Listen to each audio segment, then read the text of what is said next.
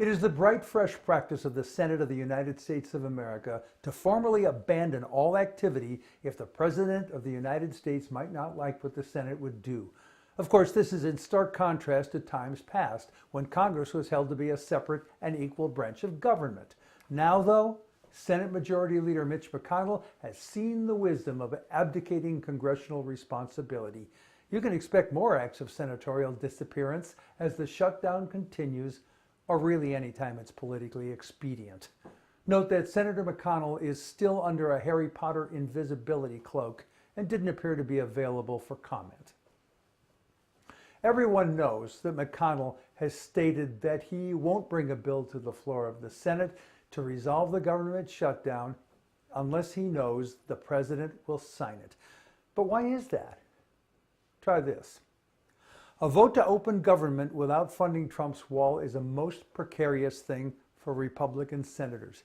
If they do that, they will have turned their backs on Trump's campaign promise and, correspondingly, on their constituents who voted for Trump.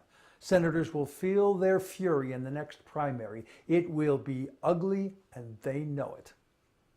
If, on the other hand, those senators vote against reopening government, each one will immediately feel the fury of every government worker in their state, as well as the fury of the workers' families and their friends, independents who can spell empathy, and all Democrats in their state. That fury will be brought to every election she or he will enter for the rest of their life, and they will have to resign from the Senate and become a lobbyist for Big Pharma or a defense contractor. These days, it's very hard to be a Republican. Here's how to get the government reopened without spending billions on a useless wall designed solely for Trump's ego. Speaker Nancy Pelosi and her team should offer this to Trump and announce it to the public at a press conference. 1. Immediately reopen all of government. 2. Immediately pay all back wages both to workers who were forced to work without pay and to workers who were furloughed. 3. Trump will deliver a personal, handwritten note to each federal worker written in bold Sharpie saying, "I know I hurt you. I apologize and promise I'll never do that again." Okay, that isn't going to happen. It's just snark. I do feel better now.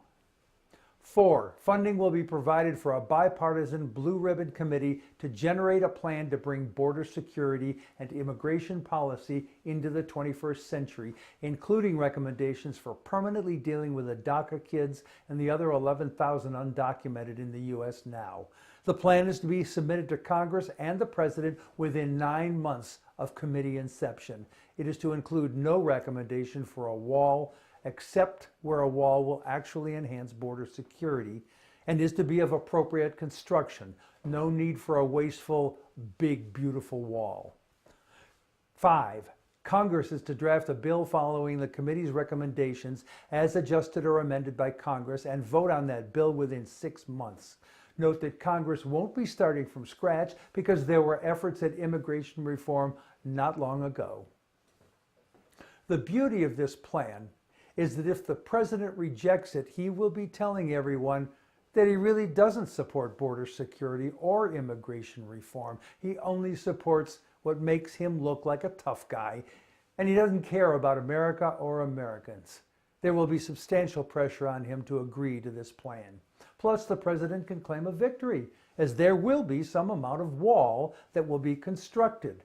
And he can claim fiscal prudence too, since whatever wall is recommended will likely cost a lot less than $5.7 billion and a whole lot less than the projected $59 billion for a complete Trump wall. Everyone wins. Perhaps you recall President Trump bravely declaring, "There's been nobody tougher on Russia than President Donald Trump." Regardless, he had to be dragged kicking and screaming to sign off on the sanctions imposed on Russia and some oligarchs for their hacking of our 2016 election.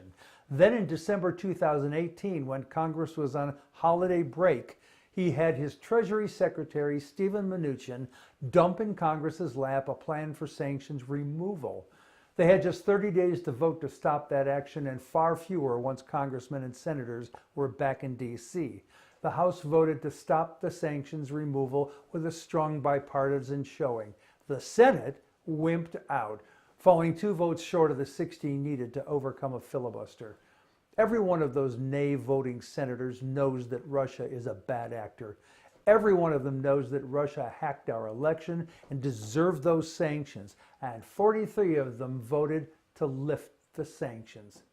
Someone please tell me where those brave men and women store their spines when they go to D.C. I'm Jack Alshuler.